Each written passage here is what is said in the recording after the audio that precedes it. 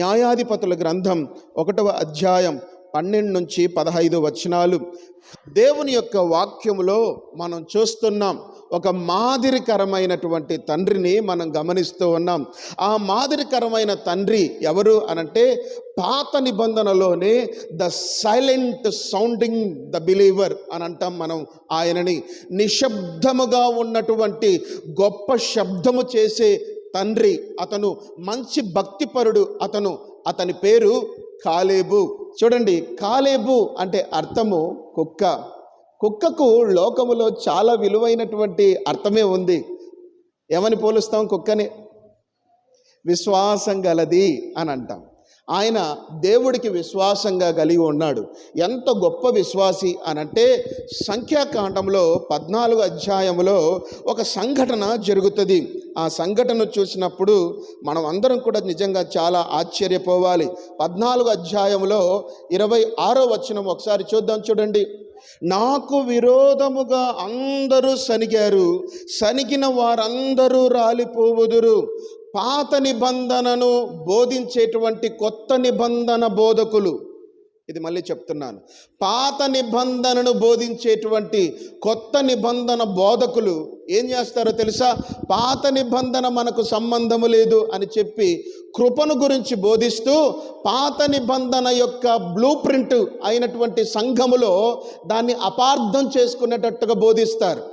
పాత నిబంధన మనకు సంబంధం లేదు, పాత నిబంధనలో ఉండే దేవుడు వేరు, పాత నిబంధనలో ఉండేటివి మనకేమీ పెద్దగా వర్తించవు అన్నట్టుగా చెప్తారు. పాత నిబంధనలో ఉన్న చరిత్ర అంతా కూడా ఎలాంటిది అనంటే, కొత్త నిబంధనలో సంఘము యొక్క సాదృశ్యంగా ఉంటుంది. పాత నిబంధన అంతా కూడా ఏమంటున్నాడు తెలుసా?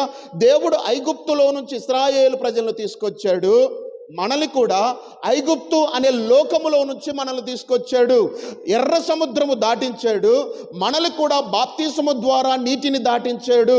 యేసుక్రీస్తు ప్రభువు ద్వారా మనలందరినీ సంఘములో సమకూర్చాడు. ఆ రోజు మోషే ద్వారా అరణ్యములో ఇశ్రాయేలు ప్రజలను సమకూర్చాడు. ఆ రోజు మోషే ద్వారా అందరినీ పోషించాడు అరణ్యములో. ఈరోజు దేవుడు యేసుక్రీస్తు ప్రభువు సేవకుల ద్వారా ఆత్మీయంగా అందరినీ పోషిస్తున్నాడు. కాబట్టి పాత నిబంధనలో ఉన్న చరిత్ర, కొత్త నిబంధనలో ఉన్నటువంటి సంఘము పాఠములు నేర్చుకునేటట్టుగా, నీతి పాఠములు నేర్చుకునేటట్టుగా అద్భుతంగా రాయబడి ఉన్నది. చాలామంది మనం నిర్లక్ష్యం చేస్తాం. పాత నిబంధనలో సంఖ్యాకాండం 14వ అధ్యాయం 29వ వచనములు అంటున్నాడు, మోషేకు యెహోవాకు విరోధముగా వీళ్ళు సనిగారట. అలా సనిగినప్పుడు ఏం జరిగింది? సనిగిన వారందరూ రాలిపోయిరి. మనం ఆత్మీయ జీవితంలో దేవుని సేవకుడికి, దేవుని సంఘానికి, దేవుని వాక్యమునకు విరోధముగా సనిగినప్పుడు ఎవరికి ఏం అవడములా, కానీ రాలిపోవడంలా. అందుకని ఏం చేస్తున్నావు? దేవుడు ఏమనడు, ఎదిరించినా కూడా ఏం మాట్లాడినా ఏమనడు అని అనుకుంటున్నావు. నువ్వు రేపు పొద్దున డివండలు అవుతావు, ఖచ్చితంగా రాలిపోతావు. ఎలా తెలుసా? నీ ఆత్మలో నువ్వు రాలిపోతావు. ఆదాం తోట మధ్యలో ఉన్న చెట్టు యొక్క పండ్లు తినమున నిశ్చయముగా చచ్చెదవు అని చెబితే ఆదాం తిన్నాడా లేదా? మీరు ఎటు చూస్తున్నారు తెలుసా? సార్, నీ బైబిల్లో అట్లా తిన్నట్టుందేమో, నా బైబిల్లో లేదన్నట్టుంది. మీ బైబిల్లో తిన్నాడా లేదా? అమ్మయ్య, మీ బైబిల్ నా బైబిల్ ఒకటే. అయితే నా బైబిల్లో కూడా తిన్నాడు ఆదాం. తిన్న తరువాత ఏమైంది? చచ్చిపోయాడా? లేదు, శారీరకంగా బ్రతికే ఉన్నాడు. కానీ ఆత్మీయంగా దేవుడు తన సన్నిధిలో నుంచి వెలివేశాడు.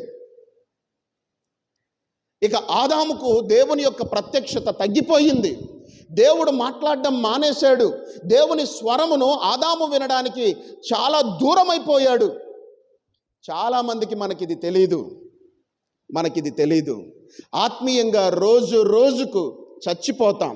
దేవుడు మొదట పాపములో నుంచి మనల్ని తీసుకొచ్చి రక్తముతో కడిగిన తరువాత బాప్తిసం ఇచ్చినప్పుడు ఒక 3 నెలలో, ఒక 5 నెలలో, ఒక 6 నెలలో, ఒక సంవత్సరము, 2 సంవత్సరాలు భగభగ మండుతూ మంచి భక్తి చేస్తూ ఉంటాం, నిష్ఠగా ఉంటాం. నిలువుగా మోకరించే ప్రార్థన చేస్తాం.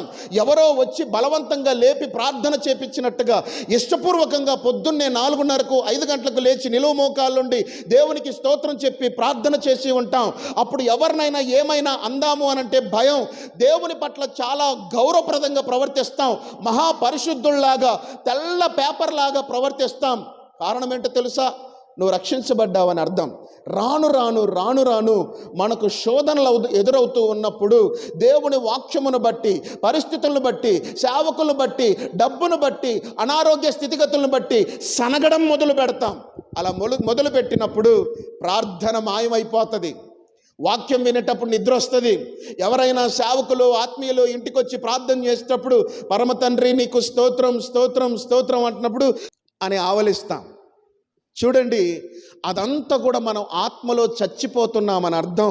మరికొంతమందికి కామపు చూపులు పెరిగిపోతాయి.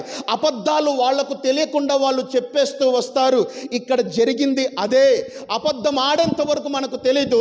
మాట జారిన తర్వాత నేను అబద్ధం ఆడాను అని లోపల అనుకుంటారు. ఇంకొంచెం కొంతకాలం పోయిన తర్వాత ఆ అబద్ధాలు కూడా ఈజీ అయిపోతాయి. దీని గుర్తులేంటో తెలుసా?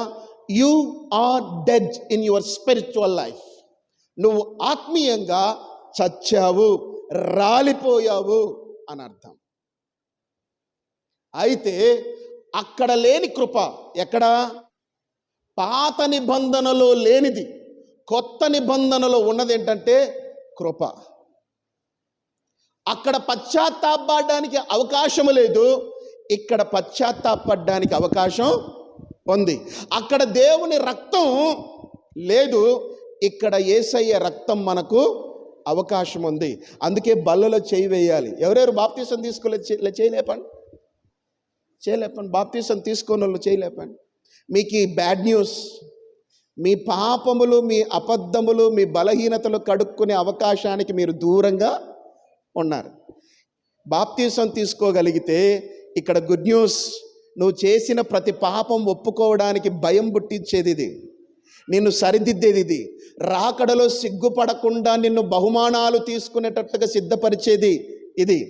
ఇంకా మీరు ఆలస్యం చేస్తున్నారనుకో, బూ అని బూర ఊదేస్తాడు యేసుక్రీస్తు ప్రభు. ఎప్పుడు తెలీదు, అప్పుడు కుండ గాలిపోతుంది. కాబట్టి మనము ఆలస్యము చేయవలదు. వెంటనే క్రీస్తు రక్తముతో మన పాపములు కడిగాడని నమ్మిన వాళ్ళు, యేసుక్రీస్తు ప్రభు నా కోసమే చనిపోయాడు అని నమ్మేవాళ్ళు, యేసయ్య సమాధిని గెలిచి పైకి వెళ్ళిపోయాడు అని నమ్మేవాళ్ళు, రెండవసారి మళ్ళా వస్తాడు అని నమ్మేవాళ్ళు తక్షణమే మీరు బాప్తీసం తీసుకోండి. పాప క్షమాపణ పొందిన నిశ్చయత, గ్యారంటీ మైండ్ నీకు లేకపోతే ఎప్పుడే ప్రభువును మోకరించి అడుగు, ప్రభా బాప్తీసం తీసుకుంటాను, నా పాపములు క్షమించిన నిశ్చయత, గ్యారంటీ మైండ్ నాకీ ప్రభువా అని అడుగు. దేవుడు నీకు సహాయం చేస్తాడు. రాలిపోయారంట వీళ్ళు, రాలిపోయారట. దేనికి? దేవుని సన్నిధిలో గొనిగినందుకు, సనిగినందుకు. అలా రాలిపోయినప్పుడు అప్పుడు అంటున్నాడు 30 వచనములో, యెఫున్నె కుమారుడైన కాలేబును, నూను కుమారుడైనటువంటి యెహోషువయు తప్ప మిమ్మును నివసింపచేయుదునని నేను ప్రమాణము చేసిన దేశమందు మీలో ఎవరును ప్రవేశింపరు, అది నిశ్చయము.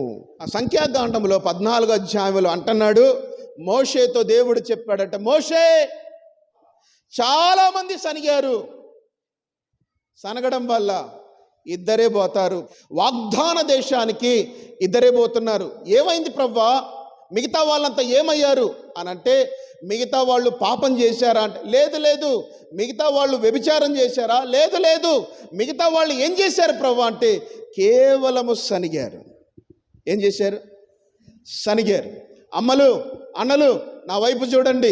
ఇళ్ల దగ్గర కూర్చొని సంఘ పరిచర్య విషయాలు, సేవకుని ఇంటి విషయాలు, సేవకుల యొక్క విషయాలు, పరిచర్యల విషయాలు, ఎక్కడో దూరంగా ఉన్నటువంటి పరిచర్యలు, సంఘాలు, సేవకుల విషయాలు you don't discuss in your house, because that's not your responsibility, that's not your work. అది నీ పని కాదు, అది దేవుడి పని, అది దేవుడి పని. సంఘములో ఏం జరిగినా దయచేసి సంఘము బయట నీ పరిధి కాని విషయాలు నువ్వు సనగొద్దు, డిస్కస్ చేయొద్దు. ఎందుకు? దాన్ని బట్టే వాళ్ళు కనాను దేశానికి వెళ్ళలేదట. వ్యభిచారం ఏం చేయలే వాళ్ళు సనిగింది ఏంటో తెలుసా? సేవకుడు నిలబెట్టుకుని పంపిస్తున్నటువంటి దేవుడికి వ్యతిరేకంగా సనిగారట. మనం ఆలోచించాలి, సీరియస్గా తీసుకోవాలి. భక్తి అనన్నా, సంఘము అనన్నా, రక్షణ అనన్నా, బళ్ళ అనన్నా, వాక్యము అనన్నా, పరిశుద్ధాత్మ దేవుడు అనన్నా, వరాలు అనన్నా, సేవకులు అనన్నా మనము సీరియస్గా తీసుకోవాలి. వై? ఎందుకు? You are elected by the God. నువ్వు దేవుని చేత ఎన్నిక చేయబడ్డావు. పాపములో ఉండకూడదని, నరకములో ఉండకూడదని, లోకములో ఉండకూడదని. నువ్వు ఎన్నిక చేయబడిన బిడ్డవు. నువ్వే మాదిరిగా ఉండకపోతే ఇక లోకము ఏమి నేర్చుకుంటుంది? మాదిరి ఇంకెక్కడ దేవుణ్ణి వెతుక్కుంటుంది? ఇంకెక్కడ భక్తిని చూస్తుంది లోకము? కాబట్టి ఇది మనకు చాలా అవసరం. ఆకాశ రామన్నలు చాలా ఉంటారు పరిచర్యలో ఏలు పెట్టడానికి. ఏం పని మనది అదేమన్నా కానే కాదు. ఒకసారి యేసుక్రీస్తు ప్రభు వాక్యం చెప్పిన తరువాత, ప్రవ్వా మనము గోధుమలు కదా విత్తింది, గొరుగులు పెరిగాయి ఏంటి, మనం గొరుగులు విత్తలేదు కదా అని అన్నప్పుడు యేసుక్రీస్తు ప్రభు, అవునయ్యా మనము విత్తింది గోధుమలు, గొరుగులు మనం విత్తలా. మరి ఎవరు విత్తారు ప్రభు అంటే శత్రువు విత్తాడు. మన మధ్యలో గొరుగులు కూడా ఉన్నాయి. మన మధ్యలో శత్రువు తీసుకొచ్చిన విశ్వాసులు కూడా ఉన్నారు. వాళ్ళు విశ్వాసులే. ఎవరి విశ్వాసులు? యేసయ్యకు సంబంధించిన విశ్వాసులు కాదు. యేసు రక్తముతో కడగబడిన సంఘమునకు సంబంధించిన విశ్వాసులు కాదు. వాళ్ళు సంఘమునకు విరోధముగా సాతాను విత్తిన విశ్వాసులు వాళ్ళు. హలో, ఇక్కడ నాదో ప్రశ్న. నువ్వు దేవుడు విత్తిన విశ్వాసివా? దేవుడు విత్తిన గోధుమవా? ఏం సార్ అట్టంటావు నువ్వు? నేను అట్టాగే అంటాను. ఎందుకని? బైబిల్ అట్టాగే అంటుంది కాబట్టి. నీ చేతిలో బైబిల్ ఉంటే తూచ్, నీ నోట యేసు నామం ఉచ్చరిస్తే తూచ్. సాతాను కూడా అంటుందంట యేసే దేవుడని. అవునా కాదా? మనం గెరాసీనీల దేశంలో మనం ఉన్నప్పుడు వాడేమన్నాడు? ఓ దేవుని కుమారుడా, మాతో నీకేం పని? He called the son of God. దేవుణ్ణి పిలిచాడు. ఏమని? యేసుక్రీస్తు ప్రభుని దేవుని కుమారుడు ఆయన. ఎవడు? 2222 దయ్యాలు లోపలున్నాయి. వాడన్నాడట యేసుక్రీస్తు ప్రభును. దయ్యములు కూడా యేసుక్రీస్తు ప్రభు దేవుడని నమ్మి వణుకుచున్నాయి అని అంటాడు. కాబట్టి ఇక్కడ మనం ఆలోచన చేయాలి. సంఘమునకు నువ్వు వచ్చినంత మాత్రాన, చేతిలో బైబిల్ ఉన్నంత మాత్రాన, ఇంట్లో గోడకు వాక్యములు ఉన్నంత మాత్రాన నువ్వు గోధుమలాగా కనబడకపోతే బ్యాడ్ న్యూస్. నువ్వు శత్రువు చేత సంఘములో విత్తబడిన గురుగువు, గోధుమవు కాదు. మరేంటి? యుగ సమాప్తి యందు దేవదూతలు వచ్చి వాటిని పెరికివేస్తాయి నాయన. శిష్యులు, సేవకులు, క్రైస్తవులు గురుగులను పెరగడానికి వెళ్ళి పొర్రపాటున గోధుమలను పెరికేస్తారేమో. మీరు పెరికివేసే పని మీది కాదు, దేవదూతలు చేసే పని అది. మరి మన పని గోధుమల్లాగా ఎదగడం మన పని. మన పని. కాలేబు సనగల. మీలో చాలామంది ఇప్పుడు వచ్చారు కదా. కొలస్సీలకు రాసిన పత్రిక 3వ అధ్యాయం 21వ వచనం మీద మనం ధ్యానం చేస్తున్నాం. ఎందుకని? టుడేస్ ద ఫాదర్స్ డే, తండ్రుల దినోత్సవం కాబట్టి తండ్రిని గురించి అక్కడ మనం రాయబడి ఉన్నది. తండ్రులట పిల్లలకు మనస్సు కృంగకుండునట్లు కోపము రేపొద్దు అని అంటున్నాడు. బైబిల్లో ఒక మంచి తండ్రి ఉన్నాడు. అతని పేరు కాలేబు. అతని గూర్చినటువంటి పేరుకు అర్థం విశ్వాసం లేదా కుక్క అని అర్థం. ఒరిజినల్గా కుక్క అని అర్థం. కాలేబు తన జీవితంలో ఎలాంటి వాడు అనంటే తన జీవితం గురించి ఇక్కడ సాక్ష్యమిస్తున్నాడు. ఎవరు? దేవుడే మోషేతో అంటున్నాడు. సంఖ్యాకాండం 14వ అధ్యాయం 28 నుంచి 30 వచనాలు మనం చూస్తూ ఉన్నాం. అక్కడ చాలామంది సనిగారు, కానీ కాలేబు సనగలేదు. దాని ప్రతిఫలం ఏంటో తెలుసా? అతను కనాను దేశములోకి వెళ్ళారు. 6 లక్షల మంది ఐగుప్తులో నుంచి బయలుదేరితే, ఐగుప్తులో నుంచి బయలుదేరిన వాళ్ళల్లో అందరూ రాలిపోయారు. అందరూ రాలిపోయారు. ఇద్దరు మాత్రమే కనాను దేశంలోకి వచ్చారు. వాగ్దాన భూమిలోకి ఇద్దరే వచ్చారు. ఐగుప్తులో బయలుదేరిన వాళ్ళంతా రాలిపోయారు. ఎలా? సనిగి వాళ్ళు రాలిపోతే కాలేబు, యెహోషువ వీళ్ళిద్దరు మాత్రమే ఐగుప్తులో శ్రమల్లో ఉండి, ఐగుప్తులో అద్భుతాలు చూసి, ఐగుప్తులో మోషే ద్వారా పిలువబడి ఉన్న వాళ్ళల్లో ఇద్దరు మాత్రమే వెళ్ళారు. యెహోషువ, కాలేబు వీళ్ళిద్దరు మాత్రమే కనానులోకి వెళ్ళారు. ఆయన ఎంత మంచి భక్తిపరుడు అంటే కాలేబు చాలా మంచి భక్తిపరుడు. అతనికి మంచి లక్షణాలు ఉన్నాయి. మనం సంఖ్యాకాండం 13వ అధ్యాయం 6వ వచనం చదివితే అతనికి యూదా గోత్రము అని అతనికి రాయబడి ఉంది. ఏ గోత్రికుడు అతను? యూదా గోత్రములో పుట్టాడు. యేసుక్రీస్తు ప్రభు ఏ గోత్రం వాడో తెలుసా అండి? యూదా గోత్రానికి సంబంధించిన వాడు కాలేబు వంశములో నుంచే యేసుక్రీస్తు ప్రభు మనకు పుట్టాడు. మన రక్షకుడు, మన ప్రభువు, మనలను దేవుని పిల్లలుగా మార్చినటువంటి వాడు యేసుక్రీస్తు ప్రభు యూదా గోత్రంలోనే పుట్టాడు. ఆయనకు పెళ్ళయింది, ఒక కూతురు పుట్టింది. ఆమె పేరు ఏం పేరు? కాలేబు మహాభక్తిపరుడు. ఎంత భక్తిపరుడు అంటే తనకు కూతురు పుడితే ఆ కూతురుకు పేరు పెట్టాడు. ఏమన్నా తెలుసా? చింపబడిన అని. ఎందుకు పెట్టాడబ్బా అని ఆలోచించాను నేను. ఆలోచిస్తే చింపబడినటువంటి గుడ్డ, చింపబడినటువంటి జీవితం ఎక్కడ చూస్తాం? దేవాలయములో తెర చినగబడింది. ఎక్కడి నుంచి? పైనుంచి కిందికి చింపబడింది. ఎవరు చించారు? పైకెళ్ళి ఎవరైనా గుడ్డని చించుతారా? మన చేతికి అందుబాటులో ఉన్న చోట్లో నుంచి కదా మనం గుడ్డ పీలికని చీల్చేది. కానీ పైనుంచి చిరిగిందంట దేవాలయములో తెర. ఇక్కడ రాయబడినటువంటి మాట ఏంటో తెలుసా? చింపబడినటువంటి తెర అని పెట్టాడు. అంటే యేసుక్రీస్తు ప్రభు పుట్టక ముందు దాదాపు 1800 సంవత్సరాల క్రితం కాలేబు ఒక ప్రవచనం తన కూతురుకు పేరుగా పెట్టాడు. అందుకే ఈయన కనానులోకి వెళ్ళాడు. అంత భక్తిపరుడు ఆయన. అంటున్నాడు, నా కూతురు పుట్టింది, ఈ కూతురుకో పేరు పెట్టాలి. ఏం పేరు తండ్రి? ఏం పేరు పెట్టమంటావు? ప్రభు ఆత్మ అతనికి బయలుపరిస్తే పేరు పెట్టాడు. ఏమన్నా తెలుసా? చింపబడిన తెర. ఎప్పుడు చింపబడుతుంది ప్రవ్వా? ఆ పేరు ఎట్లా పెట్టమంటావు ప్రవ్వా అనంటే, నువ్వు పెట్టేసుకున్నాడు. కట్ చేస్తే యేసుక్రీస్తు ప్రభు చనిపోయినప్పుడు దేవాలయం పైనుంచి దేవుడే తెరను కిందికి దించాడు. ఎంత గొప్ప భక్తిపరుడు కాకపోతే, ఎంత ఆత్మీయ దృష్టి కలిగినటువంటి భక్తిపరుడు కాకపోతే ఈ కాలేబు తన కూతురుకు ఆ పేరు పెడతాడు. తండ్రులారా, మీ పిల్లలకు పేర్లు పెట్టేటప్పుడు ఎలా పెడుతున్నాం? ఎంతమందికి ఉంది దృష్టి? ఈ పేర్లు ఇలా పెట్టాలి అని అంటే ఆత్మీయత తండ్రికి ఉండాలి, తల్లికి ఉండాలి, తండ్రికి ఉండాలి. ఎలా పెట్టగలుగుతున్నాం మనం పేర్లు? ఈ తండ్రి భక్తిపరుడు కనుక తన బిడ్డకు, కూతురుకు ప్రవచనాత్మకంగా పేరు పెట్టాడు. అక్సా అనే పేరుకు చింపబడిన తెర అని అర్థం. ఇంకొక పేరు కూడా ఉంది, అలంకరింపబడిన అని అర్థం. దానికి అలంకరించబడింది ఆవిడ. ఎవరు అలంకరించబడేది?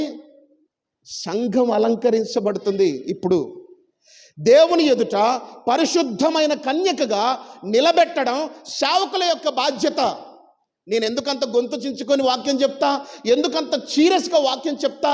ఎందుకంత ఖచ్చితంగా చెప్పాలని తాపత్రయం అనంటే, మీరందరూ పరిశుద్ధమైన కన్యకలాగా దేవుని ఎదుట భక్తి చేయాలని దేవుడు సేవకులకు ఇచ్చిన టాస్క్. అది పని, బాధ్యత. ఏ సేవకుడన్నా ఒక్క మాట గద్దిచ్చాడు అనుకో, అలగకూడదు, డిస్కస్ చేయకూడదు, బయట పోయి అట్టనా ఇట్టనా అనకూడదు. ఎందుకని? దైవజనుడు నీ ఆత్మీయ క్షేమం కోరి చెబుతాడు. నిన్ను సక్రమంగా దిద్దడానికి, దేవుని ఎదుట పద్ధతిగా నిలబెట్టడానికి, నిన్ను చూసినప్పుడు నీ ముఖములో దేవుని రూపం కనపడాలని.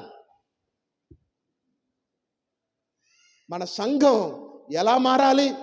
దేవుని ఎదుట దేవుణ్ణి పెళ్లి చేసుకుని అలంకరించబడే పరిశుద్ధమైన కన్యకగా ఉండాలి. అంత నిష్టగా భక్తి చేయాలి. ఈ తండ్రి ఆ బిడ్డకు పేరు పెట్టడమే కాదండి, అలాగే పెంచాడు.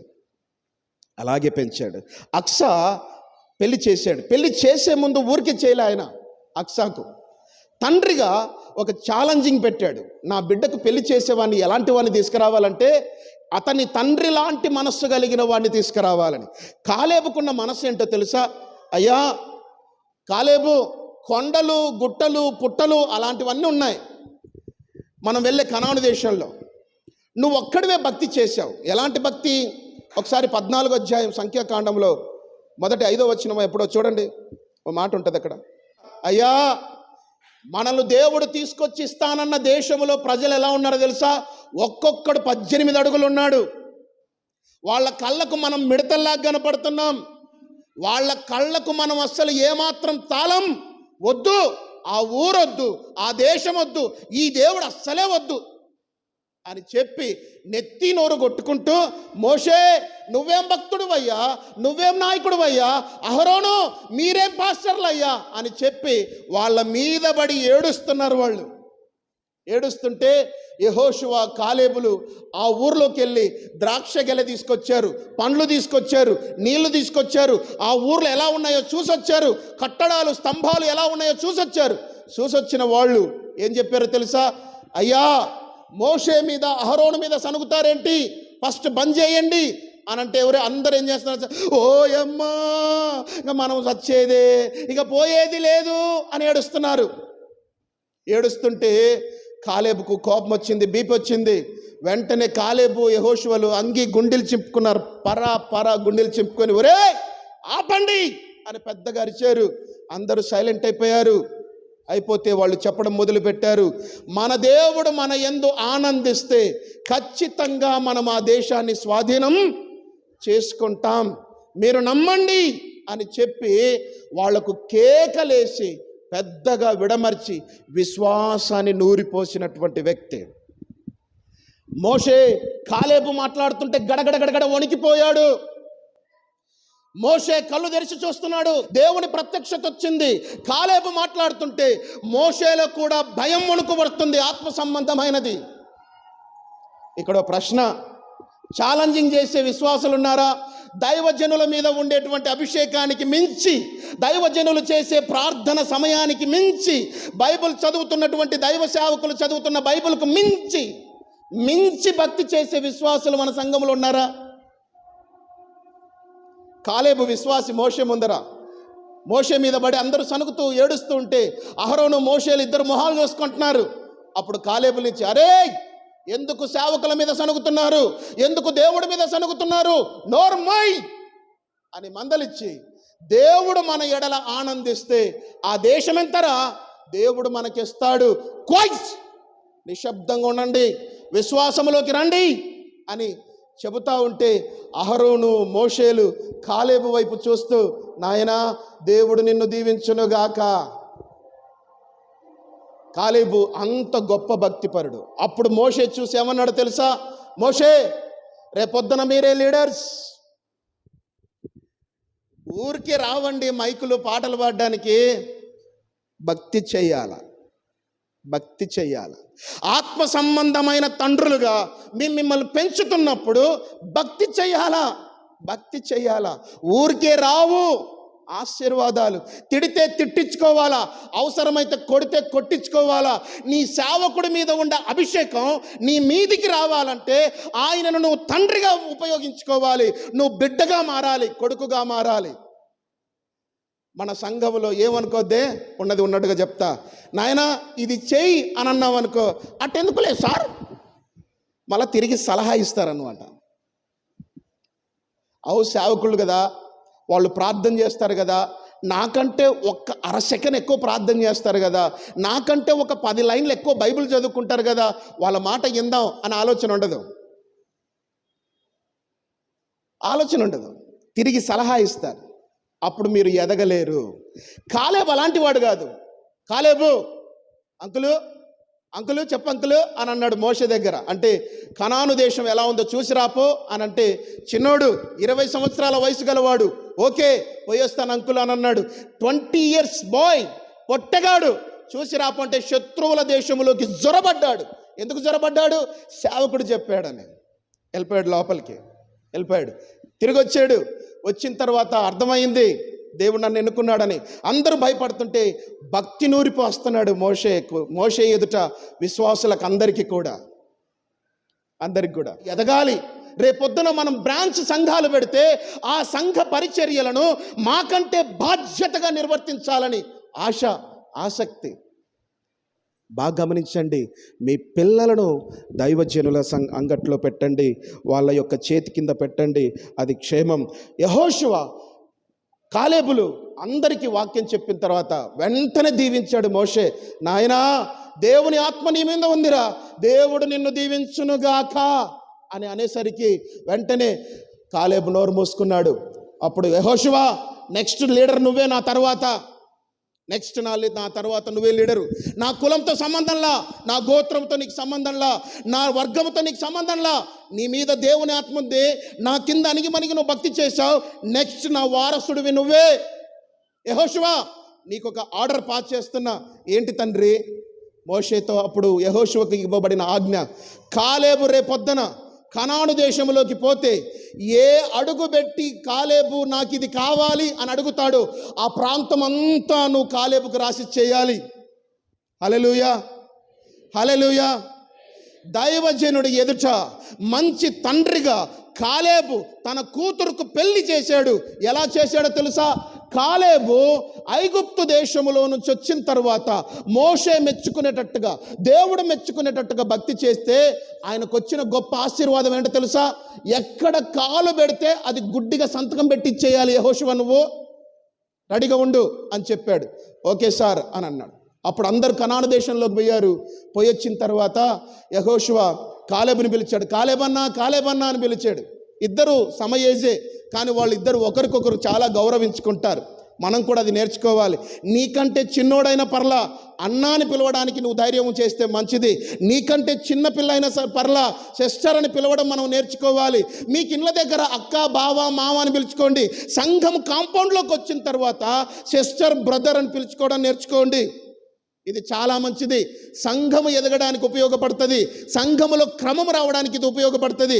చెప్పు బ్రదర్ అని కాలేబు అనేసరికి మన పెద్ద నాయకుడు, ఆత్మీయ తండ్రి మోషే చెప్పాడు కదా. అవును చెప్పాడు. మరి కోరుకో అనంటే, వీళ్ళందరూ వద్దన్న స్థలం ఏదన్నా ఉందా అనంటే, అదిగో ఆ కొండలే, హెబ్రోను దాని పేరు. ఆ కొండలు ఎవరు తీసుకోవడం లేదయ్యా, వద్దు అనంటే, దాని కొలత కొలిచి మొత్తం నాకు ఇచ్చేయి అని అన్నాడు.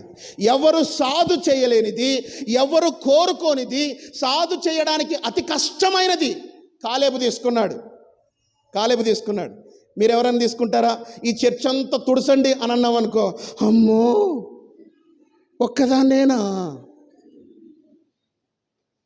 ఎవరికి చాతగాని పని, ఎవరు జయించలేని స్థలం నాకు ఇచ్చేయి అని అంటే, అదిగో అదే అని అన్నాడు. తొంగి చూస్తే మొత్తం కొండ, అడవి జాతి లాంటి మనుషులు. యెహోషువ సంతకం పెట్టి, ఇంకా ఆస్తి అంతా నాదేని పెట్టేశాడు. వెళ్ళిపోయాడు. ఒరే అబ్బాయిలు, యుద్ధం మొదలు పెడదాం రండి. మొత్తం గెలుచుకుంటూ పోయాడు. ఒక్క ప్లేస్ మిగిలింది. ఆ ప్లేస్ మిగిలింది. దాన్ని ఇది చేసుకునేసరికి, జయించడానికి వచ్చేసరికి తన కూతురు అక్సా పెళ్ళిడికి వచ్చింది. అప్పుడు ఏం చేశాడో తెలుసా? హలో, న్యాయాధిపతుల గ్రంథం 1వ అధ్యాయంలో అనౌన్స్మెంట్ చేస్తున్నాడు. హలో, ఎవరైనా నాలాగా మీరు వెళ్ళి కిరియస్సెఫేరు అనేటువంటి ఊరును స్వాధీనపరుచుకొని వస్తే, అక్కడున్న జనాలను గెలిచి ఆ ప్రాంతమును వశపరుచుకొని వస్తే, ఆ వరము ఈ బహుమానం ఇవ్వను, ఏకంగా నా కూతురునిచ్చి పెళ్లి చేస్తా. ఇచ్చాడు. అక్కడ ఒత్నియేలు అనేటువంటి ఒక వ్యక్తి వస్తాడు. ఆ వ్యక్తి వెళ్ళి కిరియస్తఫేరు అనేటువంటి ఊరును గెలుచుకొని స్వాధీనం పెట్టుకొని ఆ ఊరిలో జెండా పాత వస్తాడు. వచ్చి, కాలేబు గారు జయించాను, అవునా? తండ్రిలా నా భక్తి నీకుందిరా అబ్బాయి. నా కూతురును నేను ఎలా చూసుకున్నానో, మోషే ఎదుట నేను ఎలా భక్తిని చేశానో, నీకు కూడా అలాంటి భక్తి ఉంది అని చెప్పి జయించిన వాడికి అక్సానిచ్చి పెళ్లి చేశాడు. హల్లెలూయా. ప్రకటన గ్రంథం 2వ అధ్యాయంలో ఈ మాటలు ఉంటాయి. జయించిన వానికి జీవ ఫల వృక్షము తిననిచ్చును అని అంటాడు. హల్లెలూయా.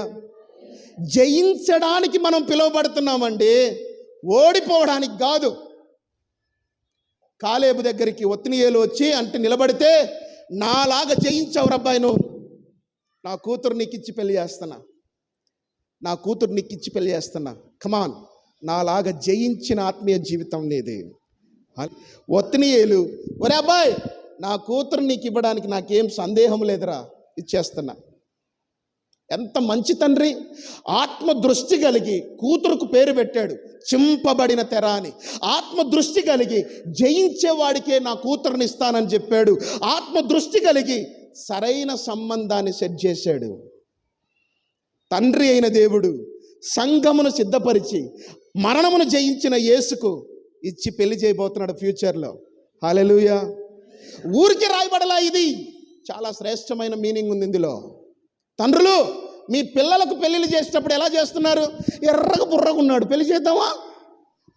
కాలేబు మంచి తండ్రి, ఆత్మదృష్టి కలిగినవాడు, ఆత్మదృష్టి కలిగినవాడు. కూతురుకు సవాలు వదిలాడు. ఎవరైనా దాన్ని జయిస్తే, భక్తితో, ఆత్మతో, ఖడ్గముతో దాన్ని జయించుకొని వస్తే నా కూతురునిచ్చి పెళ్లి చేస్తా. ఇచ్చాడు. ఇచ్చిన తర్వాత కూతురు మహామేధావి, తెలివితేటలు ఉండేదన్నమాట, మామూలు వ్యక్తి కాదు. చూడండి, చదవండి న్యాయాధిపతుల గ్రంథం 1వ అధ్యాయం 14వ వచనం. తన పెనివిటి ఇంట ప్రవేశించినప్పుడు, చూడండి, గాడిద మీద ఎక్కించుకున్నాడు. కూతురును అత్తారింట్లో వదిలిపెట్టడానికి వెళ్ళారు. ఎక్కడికి వెళ్ళారు? అత్తారింటికి వదిలిపెట్టడానికి వెళ్ళారు. వెళ్ళినప్పుడు ఇండ్లు దగ్గరకు వచ్చింది. ఏమనుకుందో ఏమో కూతురు, కాలేబు కూతురు, సడన్గా గాడిద దిగింది, వాహనం దిగింది అనమాట. వాహనం దిగేసరికి కాలేబు కంగారు వచ్చి పరిగెత్తుకుంటూ వచ్చాడు. ఏమైందమ్మా అని అంటే, వాళ్ళిద్దరు మాట్లాడుకుంటున్నాడు. ఇటువైపు తిరిగి చూస్తే వెనక మామ కాలేబు కనపడుతున్నాడు. అక్స భర్త వైపు తిరిగి చూసి మాట్లాడుతుంది. పాపం కొత్త అల్లుడు కదా, మామని చూసి మాట్లాడుకున్నాడు, చూస్తున్నాడు. ఉండే మీరు ఆయన చూస్తున్నాడు, ఉండే మీరు ఆయన చూస్తున్నాడు అన్నాడు. వినడల్లా, నువ్వు నోరు మూసుకో, చెప్పింది నేను అంటే. ఏమనంటే, మా నాన్న కట్నం ఇచ్చినాడు కదా నీకు. ఇచ్చినాడు. ఏమి ఇచ్చినాడు చెప్పు అని అంటే అక్కడ రాయబడింది. చూడండి 15వ వచనం, 14వ వచనం. తన తండ్రిని ఒక పొలము అడుగుటకు అతనిని ప్రేరేపించెను. నీకేమి కావాలని అడిగాను. అందుకు ఆమె, దీవెన దయచేయుము. ఏం దయచేయాలి? దీవెన దయచేయి. పోయిన వారం చెప్పాం. సామెతల గ్రంథం 3వ అధ్యాయంలో మనం నేర్చుకున్నాం. దేవుని దగ్గర నుంచి వచ్చే దీవెనలు, దేవుని దగ్గర నుంచి వచ్చే దీవెనలు. ఈ దీవెనలు భర్త దగ్గర నుంచి రావు. భర్త దగ్గర నుంచి వచ్చేటివి సాటిస్ఫాక్షన్ ఇవ్వవు, తండ్రి దగ్గర నుంచి రావాలి. పరమ తండ్రి దగ్గర నుంచి వచ్చే దీవెనలు మనకున్నాయి. అందులో రాబట్టుకోవాలనంటే అక్స చేసిన పని మనం కూడా చేయాలి. దేవుడు తప్ప ఇంకేది మీ మధ్యలో ఉండడానికి వీల్లేదు. పెళ్ళిళ్ళు చేసుకునేటప్పుడు భక్తి పరులా కాదా, రక్షణ ఉందా లేదా, దేవుని మందిరానికి వెళ్తున్నారా లేదా, దేవుని మందిరంలో సేవ చేస్తున్నారా లేదా, ఇలాంటివి మనం చూసుకొని పెళ్ళిళ్ళు చేసుకోవాలి. ఆ తర్వాత మీ ఇష్టం. దీవెన దయచేయము అని అంటే అప్పుడు ఆమెం తెలుసా, నాకు దక్షిణ భూమి కూడా ఇచ్చి ఉన్నావు, ఇప్పుడు నీటి మడుగులు కూడా కావాలి. పల్లపు భూమి ఇచ్చావు డాడీ, ఓకే, దాని పక్కనే నీటి మడుగులు ఉన్నాయి. నీళ్లు లేకుండా నేను పంట ఎలా పండించేది? నీళ్లు లేకుండా నేను ఎలా ఆస్తిని సంపాదించేది? నా భర్త నన్ను బాగా చూసుకోవాలంటే మెట్ట పొలం ఇచ్చావు, ఓకే, పక్కనే నీళ్లు ఉన్నాయి, ఆ నీటి మడుగులకు ఇచ్చేయి అని అంటే కాలేబు మామూలుడు కాదు, ఇచ్చుటలో చాలా గొప్పవాడు.